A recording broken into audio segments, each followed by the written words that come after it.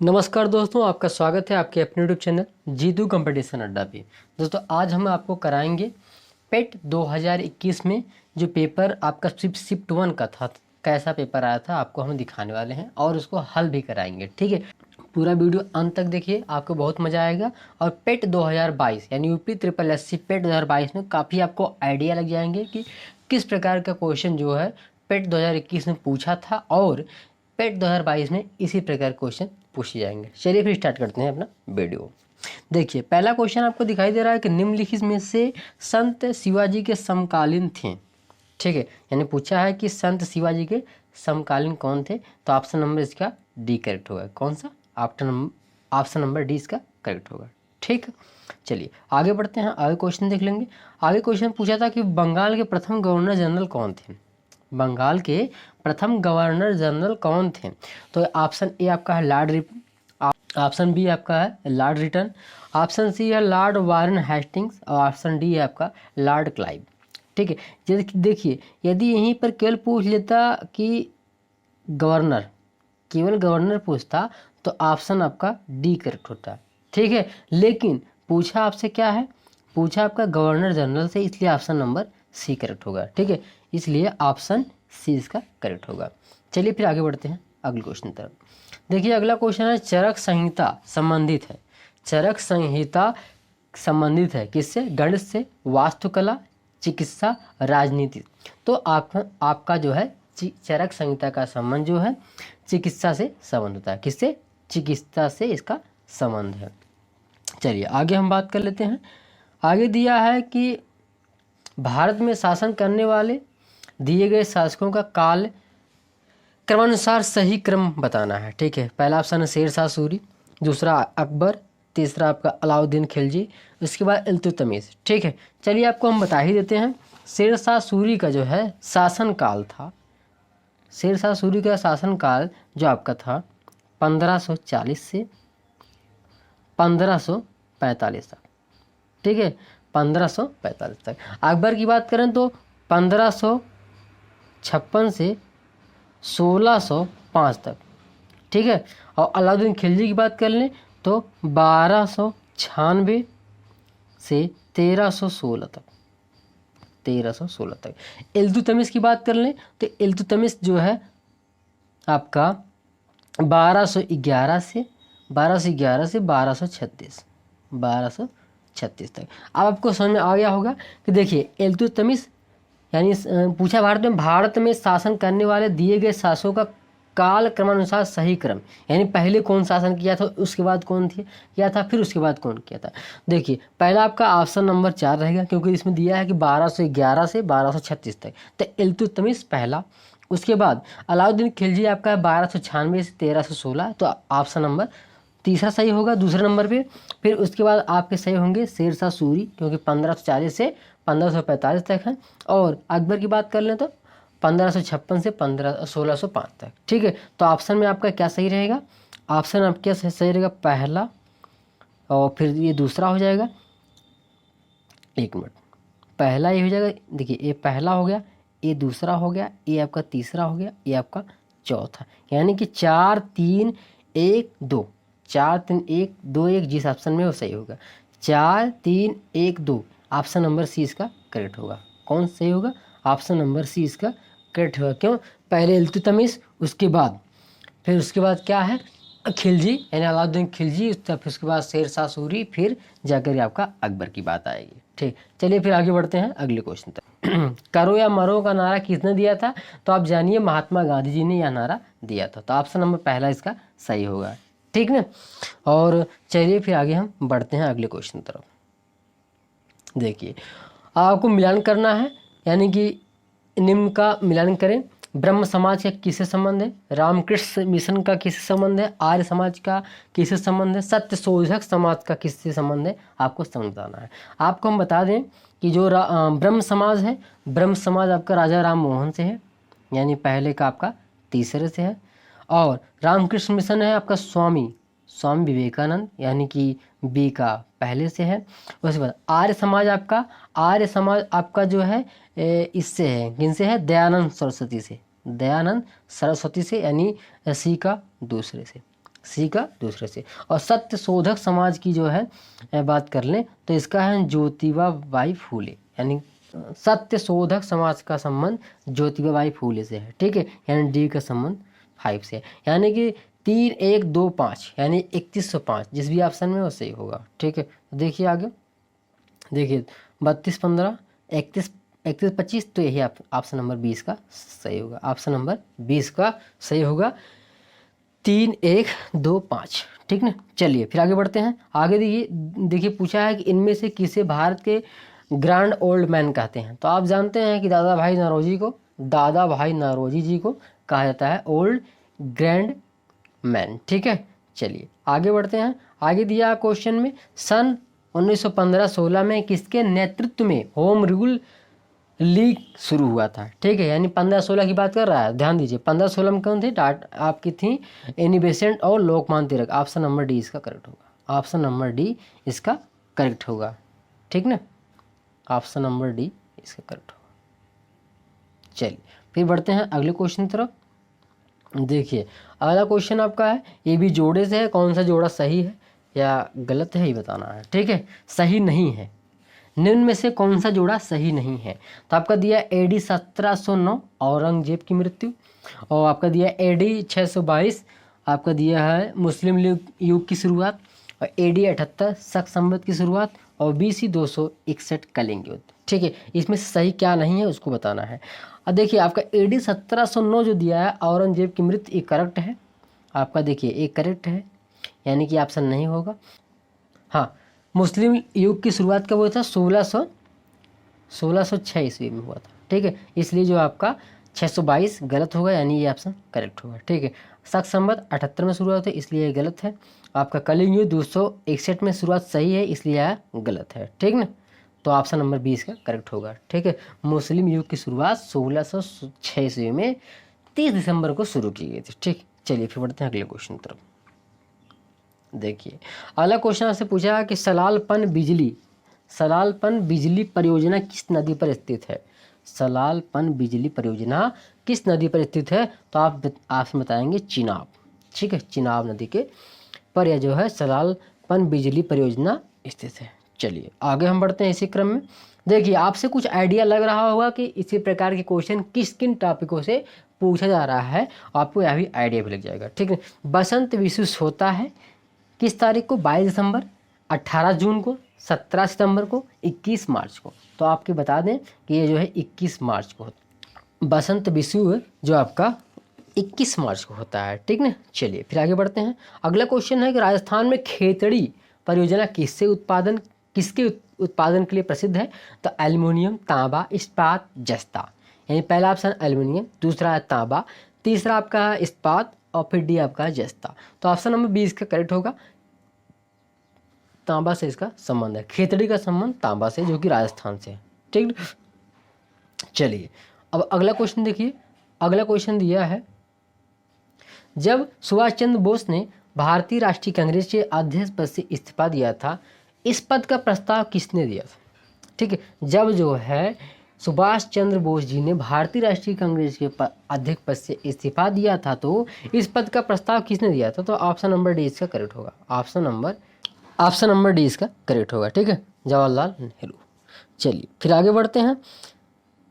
निम्नलिखित में से कौन सी हिमालय नदी तंत्र की नदियां हैं, ठीक है। आपको हम बता दें हिमालय नदी तंत्र की नदियां जो है, पहली क्या है, सिंधु है, सिंधु, उसके बाद आपका गंगा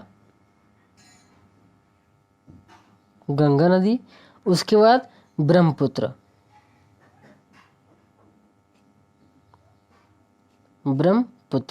ठीक है, ब्रह्मपुत्र। तो ये 3 नदियां जो है हिमालय नदी तंत्र की नदियां हैं, बाकी सभी नदियां नहीं है। तो आप ऑप्शन में सिंधु नदी नहीं दिया है, ऑप्शन में दिया है ब्रह्म नदी और आपका ब्रह्मपुत्र और आपका गंगा नदी। तो दूसरा और तीसरा सही होगा, जिस भी ऑप्शन में दूसरा तीसरा होगा वो सही होगा। तो ऑप्शन नंबर सी इसका करेक्ट होगा, ठीक है, ऑप्शन नंबर सी इसका करेक्ट होगा। चलिए फिर बढ़ते हैं अगले क्वेश्चन की तरफ। अगला क्वेश्चन दिया है आपका कि बैंक दर का अर्थ क्या है। तो बैंक दर का अर्थ आपको बता दें कि देश के केंद्रीय बैंक द्वारा ली जाने वाली आधिकारिक आधिकारिक ब्याज दर है। ठीक है, यानी देश के केंद्रीय बैंक द्वारा, जैसे आरबीआई जो छोटे मोटे बैंकों को जो मतलब जिस दर पर पैसे देती है उसी को कहते हैं बैंक दर। ठीक है, यानी कि यह केंद्रीय बैंक द्वारा लिया जाता है। ठीक, तो चलिए ऑप्शन नंबर इसका करेक्ट होगा। अब आगे बढ़ते हैं। आगे दिया है आपका काजीरंगा राष्ट्रीय उद्यान किस राज्य का है, किस राज्य में स्थित है, तो इसका ऑप्शन नंबर सी करेक्ट होगा। इसमें ऑप्शन असम राज्य में जो है काजीरंगा राष्ट्रीय उद्यान स्थित है। ठीक है, चलिए फिर आगे बढ़ते हैं। आगे दिया है कि निम्न इनमें से किस प्रकार के अर्थव्यवस्था में संसाधनों पर निजी अधिकार होते हैं और आर्थिक गतिविधियों का मुख्य उद्देश्य लाभ अर्जित करना होता है। ठीक है, तो आप बता दें पूंजीवादी व्यवस्था, इसमें क्या होता है कि निजी कंपनियां जो है अपने लाभ के लिए जो है इसमें पैसा निवेश करती हैं, तो इसे क्या कहते हैं पूंजीवादी। ऑप्शन नंबर डी इसका करेक्ट होगा। चलिए फिर आगे बढ़ते हैं। 100 रुपये के नोट पर किसके द्वारा हस्ताक्षरित होता है, तो बात कर लें, इसका ऑप्शन नंबर डी सही होगा। इसमें आरबीआई के गवर्नर का हस्ताक्षर होता है। ठीक है, इसमें आरबीआई का साइन होता है। ठीक है, 100 के नोट पर। चलिए फिर आगे बढ़ते हैं। यदि आरबीआई नगद कोषानुपात को घटा दे तो साख सर्जन पर क्या असर होगा, तो आपकी जानकारी के लिए बता दें, यदि आरबीआई अपना कोषानुपात घटा देगा तो साख सर्जन पर इसका असर जो होगा बढ़ जाएगा। क्या होगा, बढ़ जाएगा। ठीक है, चलिए फिर आगे देखिए। भारत के संविधान में जन स्वास्थ्य एवं स्वच्छता किसमें शामिल है, भारत की संविधान में जन स्वास्थ्य एवं स्वच्छता समवर्ती सूची में शामिल है। किसमें शामिल है, समवर्ती सूची का विषय है। ठीक है, चलिए फिर आगे बढ़ते हैं। आगे देखेंगे भारत में पंचायती राज व्यवस्था किसके अंतर्गत रखी गई है, तो ऑप्शन नंबर ए में इनमें से कोई नहीं। राजनीति निर्देशक तत्व में, मौलिक कर्तव्य में, मूल अधिकार में, तो आपको बता दें इसका ऑप्शन नंबर ए करेक्ट होगा, या जो है किसी में भी नहीं रखा गया है जिस जो ऑप्शन दिया गया है। ठीक है, चलिए अब आगे पूछा आपसे है, आगे पूछा आपका फेमा FEMA का फुल फॉर्म पूछा है।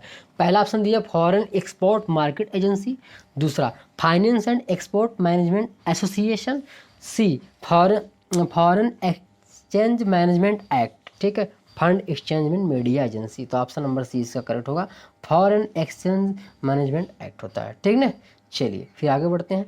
आगे आपसे पूछा गया है कि ब्लीचिंग पाउडर का रासायनिक नाम यह भी है, कौन सा, सोडियम क्लोराइड नहीं, सोडियम बाइकार्बोनेट नहीं, calcium oxychloride yes, option number C इसका सही होगा। ठीक है, कैल्शियम ऑक्सीक्लोराइड को ही ब्लीचिंग पाउडर कहा जाता है। ठीक है ना, चलिए फिर आगे बढ़ते हैं। अगला क्वेश्चन हमसे पूछा है कि 18 कैरेट सोने में खरे सोने का प्रतिशत बताना है। आप जानते हैं कि खरे सोने का प्रतिशत कितना होता है, 100%, यानी कि 24 कैरेट का अगर सोना होगा तो वह शुद्ध माना जाता है, यानी शुद्ध, यानी कि 24 कैरेट का। ठीक है, इधर आप देख लीजिए, 24 कैरेट का अगर सोना होगा तो शुद्ध माना जाता है। ठीक है, उसमें दिया हुआ है 18 कैरेट, 18 ऊपर लिख देंगे। ठीक है, और गुणे 100 कर देंगे। ये पूछा ना, सोने का प्रतिशत पूछा है तो गुणे 100 कर देंगे। अब 6 से काटेंगे, 6 त्रिक 18 और 6 चौक 24 गुणे आपका 100। ठीक है, 4 से काटेंगे, 25 बार में कट जाएगा, तो 25 तियाँ 75, तो 75%। ठीक है, 75%, तो ऑप्शन नंबर सी इसका करेक्ट होगा। ठीक है, तो 18 कैरेट सोने में खरे सोने का प्रतिशत जो है 75% होता है। ठीक है, चलिए अब देखिए, संतरे में बहुतायत में होता है क्या, संतरे में क्या विटामिन सी नहीं पाया जाता है, तो संतरे में विटामिन सी होगा, संतरे में vitamin C, option number D इसका करेक्ट होगा। अब देखिए पूछा है आपसे, प्रकाश वर्ष किसके मापन की इकाई है, हवाई जहाज की गति की, एक वर्ष में निर्वात में प्रकाश द्वारा चली गई दूरी की, एक वर्ष में निर्वात में ध्वनि द्वारा चली गई दूरी की, एक वर्ष में मापी गई रॉकेट की गति को, तो आपसे बता दें ऑप्शन नंबर 20 का करेक्ट होगा, ऑप्शन नंबर 20 का करेक्ट होगा। एक वर्ष में निर्वात में प्रकाश द्वारा चली गई दूरी को ही क्या कहा जाता है, आपका प्रकाश वर्ष कहा जाता है। ठीक है, तो ऑप्शन नंबर 20 का करेक्ट होगा। चलिए फिर आगे हम बढ़ते हैं। आगे आपसे पूछा है कि निम्नलिखित में से या निम्न में से किसने संविधान सभा में उद्देश्य प्रस्ताव रखा था। क्या उद्देश्य प्रस्ताव, तो ऑप्शन नंबर डी इसका करेक्ट होगा। जवाहरलाल नेहरू जी ने उद्देश्य प्रस्ताव को रखा था संविधान सभा में। ठीक, चलिए फिर आगे देख लीजिए, भारतीय संविधान के किस अनुच्छेद में अल्पसंख्यकों के हित की निहित है। यानी भारतीय संविधान के किस अनुच्छेद में अल्पसंख्यकों के हित निहित हैं। ठीक है, तो आपको बताएं जानकारी के लिए, अनुच्छेद 29 जो है अल्पसंख्यकों के लिए क्या है, हित के लिए है। ठीक है, चलिए फिर आगे बढ़ते हैं। अगला क्वेश्चन आपका दिया है स्क्रीन पर देखिए, ठोस चालक में धारावाहक होते हैं। तो ठोस चालक में धारावाहक क्या होते हैं आपके, मुक्त इलेक्ट्रॉन होते हैं। ठीक है, मुक्त इलेक्ट्रॉन होते हैं। ऑप्शन नंबर 20 का करेक्ट होगा। चलिए अब आगे देखिए, क्वेश्चन दिया है कि शिक्षा का अधिकार एक मौलिक अधिकार है। शिक्षा का अधिकार एक मौलिक अधिकार है जो किससे संबंधित है। ठीक है, इनमें से कोई नहीं, अनुच्छेद 29 और 30 से, अनुच्छेद 19 से, अनुच्छेद 21A से है। तो ऑप्शन नंबर डी इसका करेक्ट होगा। अनुच्छेद 21A से जो आपका क्या दिया है, शिक्षा का अधिकार। ठीक है, आपका शिक्षा का अधिकार अनुच्छेद 21A से है। ठीक है, चलिए फिर आगे देख लीजिए। अब देखिए हिंदी का क्वेश्चन है, दर्प का पर्यायवाची पूछा है। तो दर्प का पर्यायवाची क्या होता है। ऑप्शन ए स्वाभिमान, ऑप्शन बी व्यथा, ऑप्शन सी अहंकार, ऑप्शन डी आपका तिरस्कार। तो ऑप्शन सी जो होगा अहंकार। दर्प का मतलब होता है घमंड, अहंकार। ठीक है, ऐसे सब पर्यायवाची होते हैं। ठीक, अब देखिए मन को हरने वाला के लिए एक शब्द लिखना है। ऑप्शन नंबर ए मदमयी, मदमस्त, मनोहर, मर्मांतक। ठीक है, तो ऑप्शन नंबर सी इसका करेक्ट होगा। कौन सा, ऑप्शन नंबर सी करेक्ट होगा, मनोहर, मन को हरने वाला अर्थात मनोहर। ठीक, अब देख लीजिए अगला क्वेश्चन आपसे दिया है कि गागर में सागर के लिए मुहावरा क्या है। तो गागर में सागर मतलब थोड़े में अधिक भरना या कहना, थोड़े में अधिक, बहुत अधिक कहना, थोड़ी बात में बहुत बात कह देना। ठीक है, इसी कहते हैं गागर में सागर भरना। शुद्ध वर्तनी हमको छांटना है, शुद्ध वर्तनी। ठीक ना, शुद्ध वर्तनी छांटना है। अब देखिए दिया है महत्वाकांक्षी, तो इसमें से जो है देखिए आपका ऑप्शन नंबर बी करेक्ट होगा। महत्वाकांक्षी जो है ऑप्शन नंबर बी करेक्ट होगा। चलिए अब देखिए दिया है क्वेश्चन में, एकल का विलोम शब्द क्या है। पहला अकेला, दूसरा आपका उपयुक्त, पर्याप्त, बहुल्य। तो बहुल आपका होगा एकल का क्या, विलोम। ठीक है, एक, बहुत, मतलब एकल माने एक और बहुत माने बहुत। ठीक ना, चलिए अब आगे देखिए आपका है क्वेश्चन, आपका अंग्रेजी से है यानी कि इंग्लिश से है। Give antonyms for the following transparent. यानी ट्रांसपेरेंट का मतलब क्या बताना है, विलोम बताना है। यानी कि पारदर्शी का हमें विलोम बताना है। तो क्लियर, साफ ये नहीं हो सकता, लिम्पिड ये भी नहीं हो सकता, ओबियस ये भी नहीं हो सकता। तो ऑप्शन नंबर 20 का होगा ऑब्क्यू। ऑब्क्यू माने होता है अवरोधक, या बीच में कहिए अवरोधक का काम। यानी कि आपका ट्रांसपेरेंट माने पारदर्शी, ऐसो करेंगे अपारदर्शी। ठीक है, तो ऑब्क्यू सही होगा, ऑप्शन नंबर 20 का करेक्ट होगा। आगे देखिए पूछा आपसे है कि give the synonyms for the following. Famous का हमको सिनोनिम्स यानी पर्यायवाची बताना है। तो स्टडी, पुअर, हाउफुल, तो पॉपुलर होगा। फेमस का पॉपुलर, ऑप्शन नंबर 20 का करेक्ट होगा। ठीक ना, चलिए दिए गए विकल्प में शब्द का चयन कीजिए। यानी पक्षी विज्ञानी, पक्षी से है, नृ विज्ञानी तो मानव से है। जहाँ नृ आ जाए, नर विज्ञान कह रहा है, तो आपका मानव से होगा। ठीक है, ऑप्शन नंबर 20 का करेक्ट होगा। चलिए आगे देख लेते हैं। आगे देखिए, उस समय का क्वेश्चन था कि उस भारतीय पहलवान का नाम क्या है जिस पर हाल ही में डोपिंग के लिए 2 साल का प्रतिबंध लगाया गया था। ठीक है, यानी उस पहलवान का नाम बताना है जो डोपिंग के लिए 2 साल का प्रतिबंध लगाया गया था। तो यह है सुमित मलिक।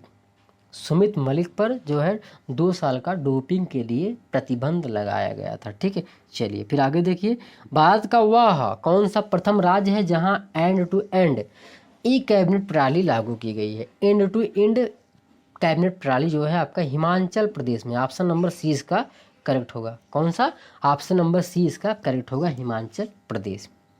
चलिए आगे देखिए, किस भारतीय मंत्रालय द्वारा हाल ही में 2000 UDISE प्लस है। UDISE प्लस जो आपका शिक्षा मंत्रालय द्वारा शुरू किया गया। किससे, शिक्षा मंत्रालय द्वारा शुरू किया गया है। चलिए आगे देख लेते हैं। आगे आपका है अंतरिक्ष में जाने वाली भारतीय मूल की दूसरी अमेरिकी महिला अंतरिक्ष यात्री कौन है? तो इसका है ऑप्शन नंबर डी करेक्ट होगा, सिरसा बांदला।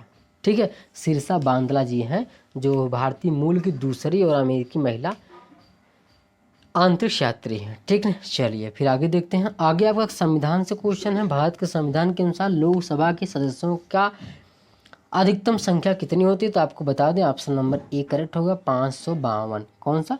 552। अगला क्वेश्चन आपका है हिंदी दिवस से है। हिंदी दिवस कब मनाया जाता है?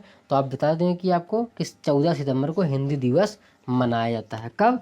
14 सितंबर को। ठीक है, 14 सितंबर को हिंदी दिवस मनाया जाता है। चलिए, कौन सा देश जो है सार्क का सदस्य नहीं है? तो आप बता दें सार्क के जो है इसमें म्यांमार नहीं है। म्यांमार आसियान का जो है सदस्य है। अफगानिस्तान, बांग्लादेश और आपका नेपाल, ठीक है, ये जो है सार्क के सदस्य हैं। म्यांमार आपका सार्क का सदस्य नहीं है। तो ऑप्शन नंबर ए इसका करेक्ट है। ठीक है, चलिए अब आगे देखिए। आगे दिया है क्वेश्चन में केंद्र शासित प्रदेश लक्षद्वीप की आधिकारिक भाषा निम्न में से क्या है? तो ऑप्शन नंबर सी इसका करेक्ट होगा। ऑप्शन नंबर सी करेक्ट होगा, मलयालम। लक्षद्वीप का जो आपका आधिकारिक भाषा है मलयालम है। ठीक है, ऑप्शन नंबर सी इसका करेक्ट होगा। चलिए अब आगे देखते हैं। आगे आपका दिया आर्टिफिशियल इंटेलिजेंट AI आधारित पोर्टल सुपेस यानी SUPACE भारत में किस न्यायालय के लिए शुरुआत किया गया? तो आप बता दें सर्वोच्च न्यायालय के लिए सुपेस चालू किया गया। ठीक है, सर्वोच्च न्यायालय के लिए। चलिए आगे देखते हैं। कितने भारतीय राज्य नेपाल देश से सीमा साझा करते हैं? तो आपको बता दें 5 राज्य ऐसे हैं। 5 राज्य कौन कौन से हैं? उत्तराखंड, उत्तर प्रदेश, बिहार, पश्चिम बंगाल और आपका सिक्किम। ठीक है, फिर देखिए उत्तराखंड, उत्तर प्रदेश, बिहार, पश्चिम बंगाल और सिक्किम, ये 5 राज्य जो है नेपाल से साझा करते हैं। ठीक है, नेपाल से साझा करते हैं। चलिए फिर आगे देखते हैं। ओणम किस भारतीय राज्य केंद्र शासित प्रदेश का सांस्कृतिक उत्सव है? तो ओणम के लिए आपको बता दें केरल जो है, केरल का जो है यह भारतीय सांस्कृतिक उत्सव है। ठीक ना, चलिए आगे बढ़ते हैं। निम्न में से कौन सा ग्रह सूर्य के सबसे नज़दीक है? तो ऑप्शन नंबर डी इसका सही होगा। ऑप्शन नंबर ए इसका सही होगा। ऑप्शन नंबर ए में दिया है आपका बुध। ठीक है, तो बुध जो है सूर्य के सबसे नज़दीक है, मरकरी जिसको कहते हैं इंग्लिश में। ठीक, नोबल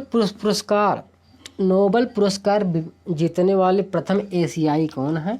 तो आपके हैं रविंद्रनाथ टैगोर जी। ठीक है, रविंद्रनाथ टैगोर जी आपके जो है नोबल पुरस्कार विजेता हैं, प्रथम एशियाई। ठीक ना, यानी एशिया में प्रथम है जो है। चलिए आगे आपका दिया है जो कि लास्ट क्वेश्चन है, अंतिम क्वेश्चन है। निम्न में से किस स्थान पर अजंता एलोरा की गुफाएं हैं? तो आपके महाराष्ट्र में पाए जाते हैं अजंता एलोरा की गुफाएं, और महाराष्ट्र तो ऑप्शन में दिया नहीं है, इसलिए औरंगाबाद जो है महाराष्ट्र का ही एक पार्ट है। ठीक है, तो औरंगाबाद में अजंता एलोरा की गुफाएं होती हैं। ठीक है, तो ये था आपका अंतिम क्वेश्चन। आई होप आपको बहुत मज़ा आया होगा सभी क्वेश्चन पढ़ करके। एक बार वीडियो और देख लीजिएगा।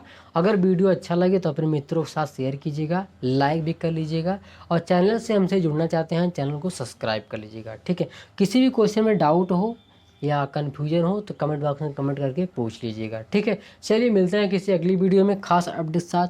जय हिंद।